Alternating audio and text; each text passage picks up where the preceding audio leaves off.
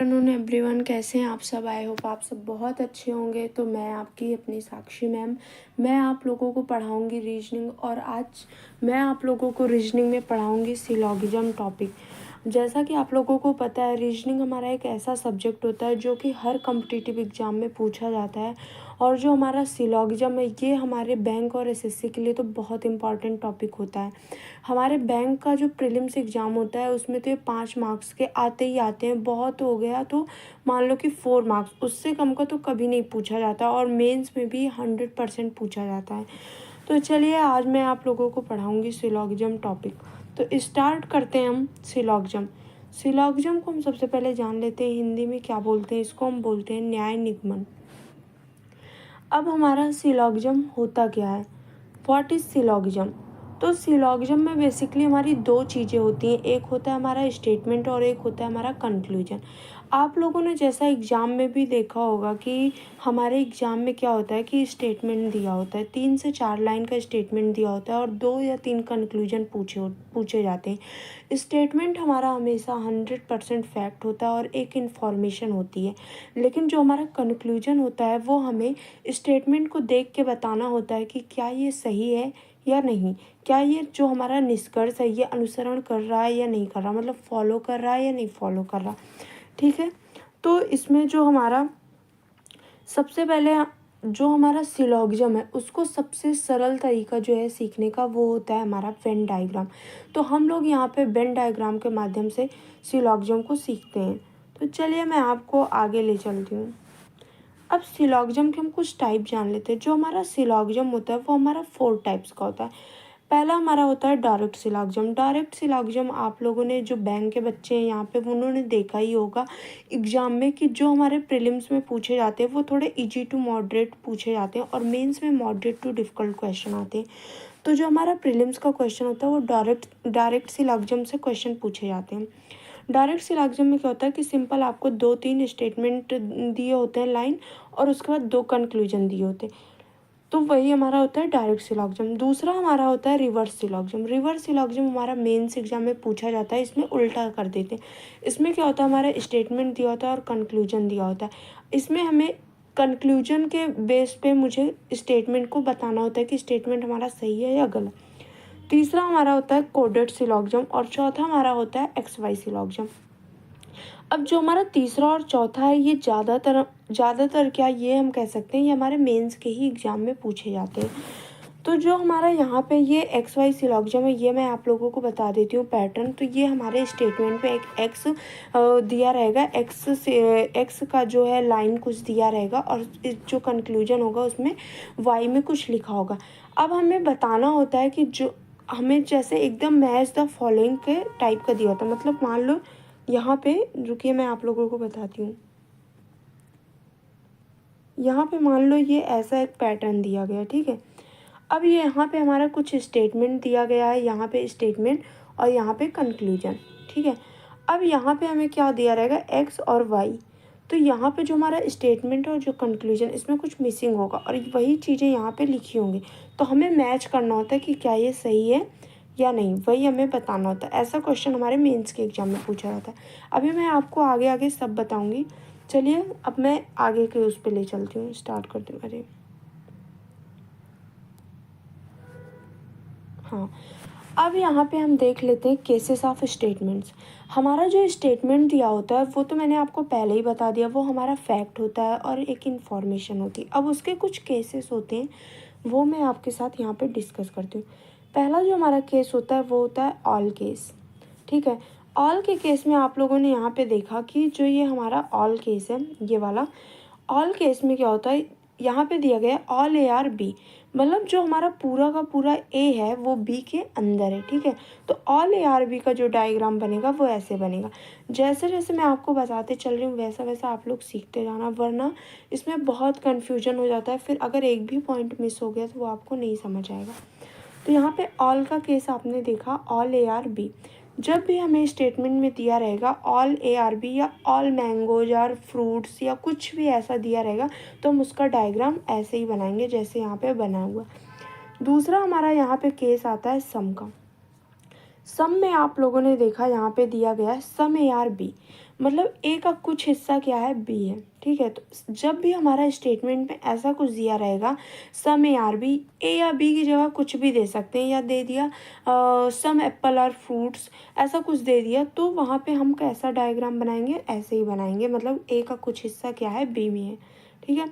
अब हम आगे चलते हैं। आगे हमारा आता है सम नॉट का केस, ठीक है।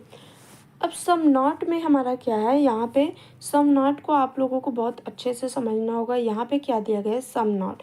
जब भी हमारा सम नॉट का केस आए, आपको सबसे पहले अपने दिमाग में एक चीज़ डालना है कि यहाँ पे कम से कम, मतलब कम से कम एक तो नहीं ही जाएगा, एक हिस्सा ए का तो नहीं ही होगा बी का, ठीक है। अब यहाँ पे आप देख सकते हैं ये सम नॉट का केस कि सम ए आर नॉट बी, ठीक है।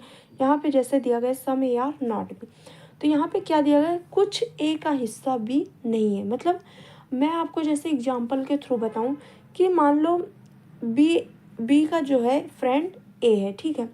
अब बी गया अपने बर्थडे का इनवाइट करने ए के घर, उसने सबको इनवाइट किया, लेकिन उसको ये तो पता है कि ए के घर से कुछ लोग तो नहीं ही आएंगे मेरे घर, मतलब कम से कम एक लोग तो आएंगे, बाकी लोगों का नहीं पता होता, ठीक है।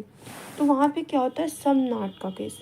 और जहाँ पे कम से कम का केस बने, एटलीस्ट का केस बने, वहाँ पे मैक्सिमम का भी केस बनता है।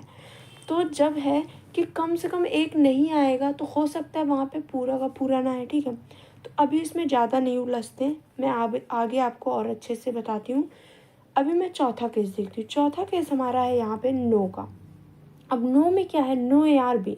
जहाँ भी आपको ऐसा केस देखने को मिले, स्टेटमेंट देखने को मिले, वहाँ पे डायग्राम ऐसा ही बनेगा। नो ए आर बी का मतलब है कि कोई ए बी नहीं है, ठीक है। अब मैं आगे चलती हूँ। इसमें आजकल हमारे एग्ज़ाम में 4 और चीज़ें पूछी जाती हैं। जैसे हमारा पहला हो गया पॉसिबिलिटी का केस, दूसरा आइदर, तीसरा ओनली, और चौथा हमारा ओनली अ फ्यू, ठीक है। अब पहले तो हम जान लेते हैं हमारे स्टेटमेंट 2 टाइप्स के होते हैं, ठीक है। एक पॉजिटिव, एक निगेटिव। पॉजिटिव में हमेशा ऑल और सम होता है, और निगेटिव में हमेशा नो और सम नॉट होता है, ठीक है। अब यहाँ पे हम आगे देखते हैं। जो हमारा पॉसिबिलिटी का केस है, मैं आपको इसको कुछ कीवर्ड के थ्रू बताती हूँ, जिससे आप लोगों को अच्छे समझ में आएगा।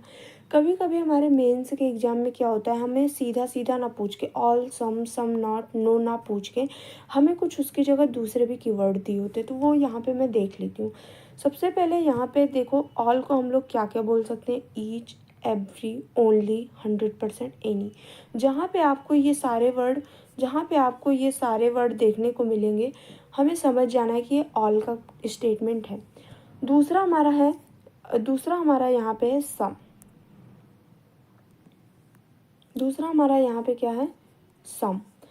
सम में हम देख लेते हैं, जहाँ भी हमें सम की जगह ऐसा देखने को मिला, generally 0.1% to 99.9%, minimum, maximum, century, almost, few, a few, many, mostly, वहाँ पे हमें क्या समझ लेना है कि ये हमें सम का स्टेटमेंट पूछ रहा। तीसरा हम देखते हैं यहाँ पे सम नॉट। सम नॉट में आप देख सकते हैं यहाँ पे, जैसे अगर हमें कहीं भी सम नॉट की जगह हार्डली, सेल्डम, स्कैर्सली, ये सब देखने को मिला, तो हम लोग समझ जाएंगे क्या कि ये सम नॉट का केस पूछ रहा है, ठीक है। चौथा हमारा आता है नो।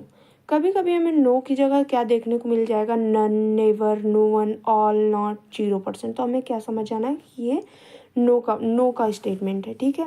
हाँ, एक और आप लोगों को यहाँ पे कन्फ्यूजन होगा, यहाँ पे दिया है सेंचुरी, ठीक है। सेंचुरी का मतलब होता है 100 से, ठीक है। मतलब जैसे 2000, 1000, 2002, तो वो सब हमें क्या समझ जाना है कि सम का केस है, ठीक है। चलिए आगे बढ़ते हैं।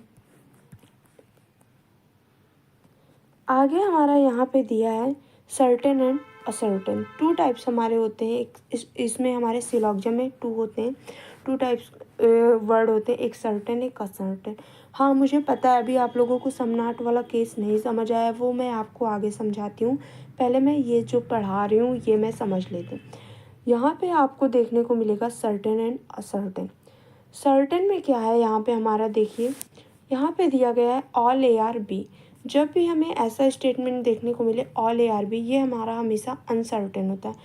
अनसर्टेन का मतलब क्या होता है कि जब कोई एक चीज़ के 2 डायग्राम बने, तो वो हमारा क्या हो जाता है, अनसर्टेन। और सर्टेन का क्या होता है, जिसके एक ही डायग्राम बने वो हमारा होता है सर्टेन। तो अब यहाँ पे ऑल ए आर बी का हम यहाँ पे ये हमारा अनसर्टेन कैसे हुआ वो मैं आपको बताती हूँ। यहाँ पे देखो, यहाँ पे हमारा दिया गया है, जैसे देखो यहाँ पे जैसे हमारा दिया गया है ऑल ए आर बी, है ना, ऐसा कुछ दिया गया है, ठीक है। अब ऑल ए आर बी जो हमारा यहाँ पे दिया गया है, मान लो वी का वॉल्यूम यहाँ पे 100 है, ठीक है। तो सभी ए बी के अंदर है, ठीक है, मतलब बाहर नहीं है। लेकिन ये भी तो हो सकता है ना कि बी के बराबर हो पूरा। ये भी तो हो सकता है कि जैसे हमारा बी का यहाँ पे वैल्यू मान लो 100 है, ठीक है, तो ये भी तो हो सकता है हमारा ए भी 100 हो सकता है, मतलब पूरा बी के बराबर हो, पूरा फिट आए उसके अंदर। तो यहाँ पे इसके दो डायग्राम बन गए, तो मतलब ए इक्वल टू बी भी हो सकता है, ठीक है। ठीक इसी तरीके से हमारा दूसरा हमारा सम ए आर बी है।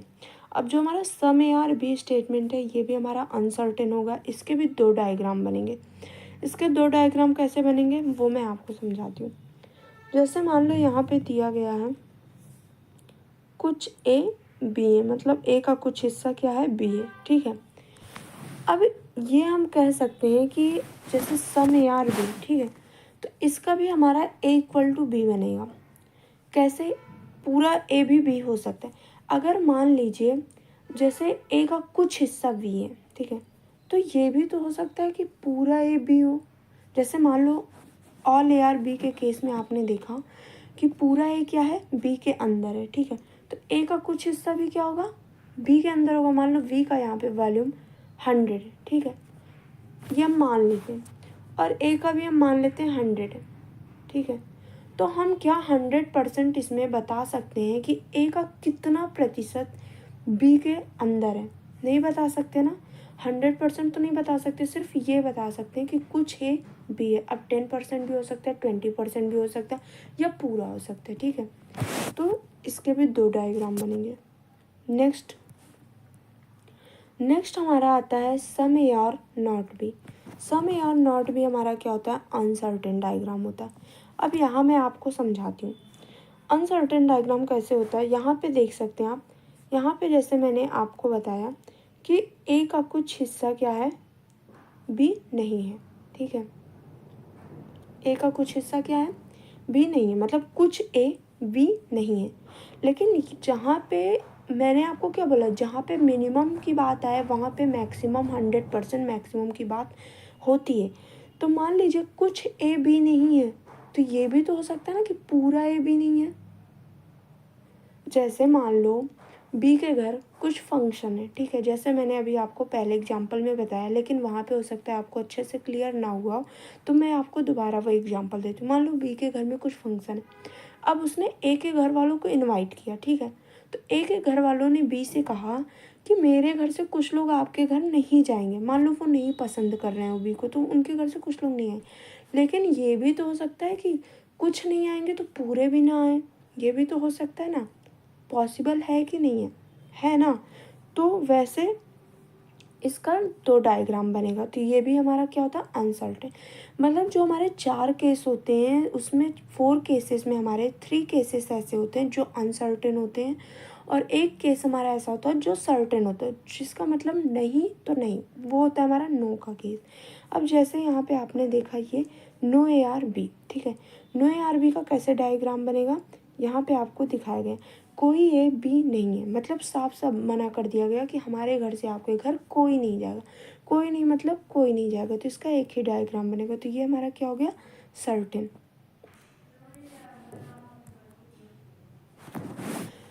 अब मैं आपको क्वेश्चन के थ्रू सारा जो केस है, जो जितने भी केसेस हैं इसके अंदर, मैं आपको क्वेश्चन के थ्रू एक एक केस समझाऊंगी, और आई होप आप लोगों को अच्छे से समझ में आएगा। और अगर मान लीजिए आपको जो भी पॉइंट नहीं समझ आया है तो वो आप मुझे कमेंट में ज़रूर बताना, मैं आपको कोशिश करूँगी दोबारा शॉर्ट वीडियो के माध्यम से मैं आपको दोबारा समझा दूँगी। तो चलिए आगे चलते हैं क्वेश्चन पे।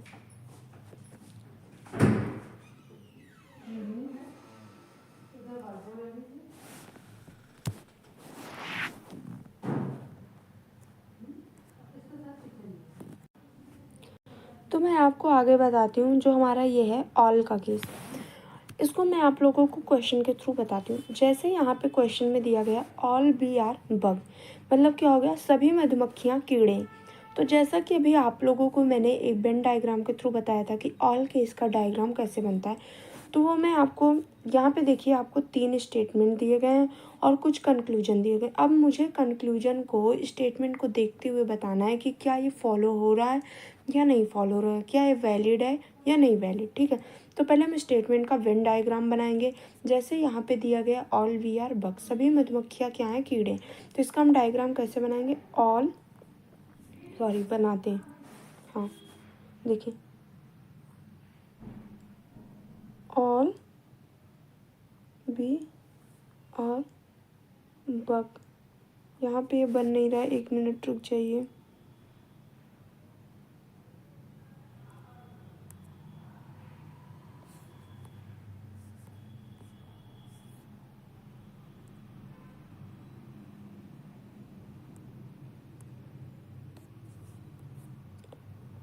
अभी मुझे समझ नहीं आ रहा है इसमें, इतना रुक जाइए, मैं बताती हूँ।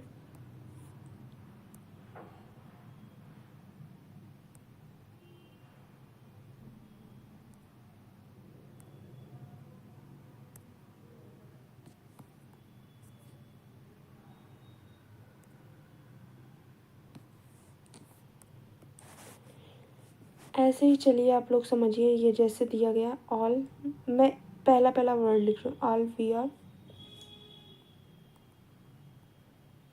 बग। ठीक है, फिर दिया गया है कि ऑल बग आर शुगर, मतलब ये एक और डायग्राम बन जाएगा, ऑल बग आर शुगर। फिर दिया गया ऑल शुगर आर सॉल्ट। ठीक है, अब आप लोग ये पहले डायग्राम बना लीजिए ताकि आपको समझ आए, क्योंकि अभी मैं ये इसको मिटा दूंगी। अब पहले ये मैंने डायग्राम बना ली। ठीक है, अब हम कंक्लूजन देखते हैं।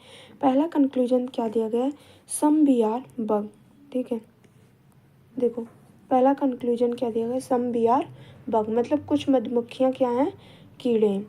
तो मैंने आपको पहले बताया, जो भी ऑल का केस होगा उसमें सम 100% फॉलो होगा, वो चाहे अंदर से बाहर पूछे चाहे बाहर से अंदर। अब यहाँ पे पूछा ऑल वी आर बग, मतलब बी हमारा ये था और बग अंदर से बाहर का पूछ रहा है सम के केस में। तो जब भी हमारा अंदर से बाहर पूछे सम वो हमारा 100% क्या होता है, करेक्ट होता है। ठीक है, तो जैसे यहाँ पे पूछा है सम बी आर बग, तो कुछ बी क्या है, बग है।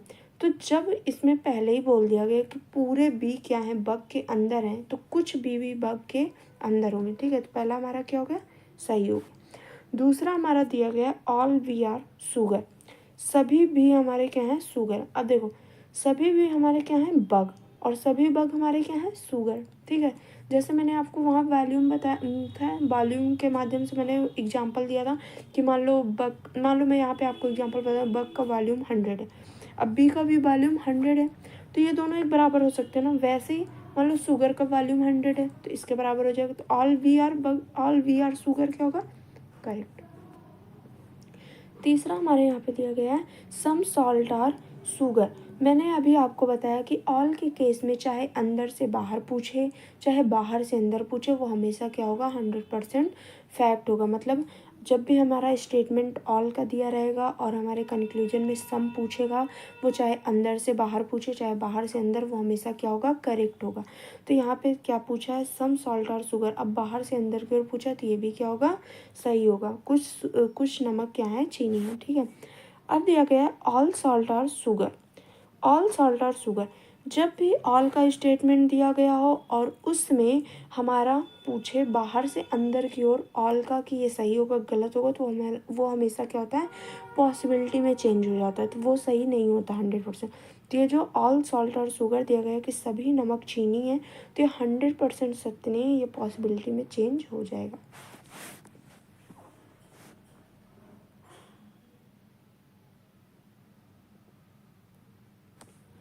अगला हमारा दिया गया है सम बगार नॉट सॉल्ट। सम बगार नॉट सॉल्ट मतलब कुछ कीड़े नमक नहीं है। अब दिया गया सम बगार नॉट सॉल्ट, कुछ कीड़े नमक नहीं है, तो ये तो गलत हो गया ना, क्योंकि मैंने आपको पहले ही बोला कि ऑल, देखो पहली बात तो पॉजिटिव के केस में कभी भी नेगेटिव फॉलो नहीं होता, ठीक है। आप एक चीज़ हमेशा याद रखना कि अगर कभी भी पॉजिटिव स्टेटमेंट दिया गया तो उसमें नेगेटिव स्टेटमेंट फॉलो नहीं करेगा, वो हमेशा मतलब गलत ही होगा, ठीक है। पॉजिटिव में हमेशा पॉजिटिव फॉलो करेगा। अगर कोई पॉजिटिव इंसान है तो वो कभी भी नेगेटिव इंसान को पसंद करेगा नहीं ना। ठीक वैसे ही पॉजिटिव स्टेटमेंट में नेगेटिव कंक्लूजन कभी भी सही नहीं होगा, वो हमेशा गलत होगा, ठीक है। तो यहाँ पे देखते ही हमें काट देना है। जैसे पूछा सम बग आर नॉट सॉल्ट, कुछ कीड़े क्या है, नमक नहीं है, तो ये तो गलत हो गया ना, क्योंकि कुछ कीड़े नमक हैं, ठीक है। तो ये हमारा गलत हो गया।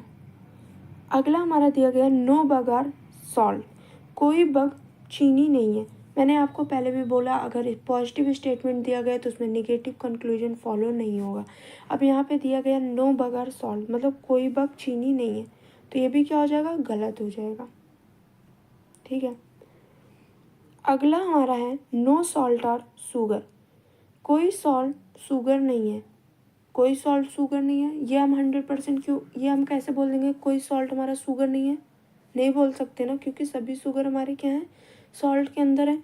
तो कोई सॉल्ट शुगर क्यों नहीं होगा, तो ये भी हमारा गलत हो जाएगा, ठीक है।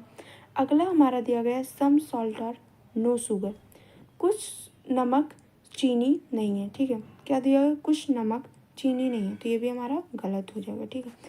आज के लिए बस इतना ही रखते हैं। अभी आपको मैं ये इसका एक वीडियो और ले आऊँगी, उसके थ्रू उसमें आप लोगों को जो भी डाउट हैं वो आप इसमें कमेंट कीजिएगा, शायद मैं उस वीडियो में आप लोगों के सारे डाउट क्लियर कर दूँगी।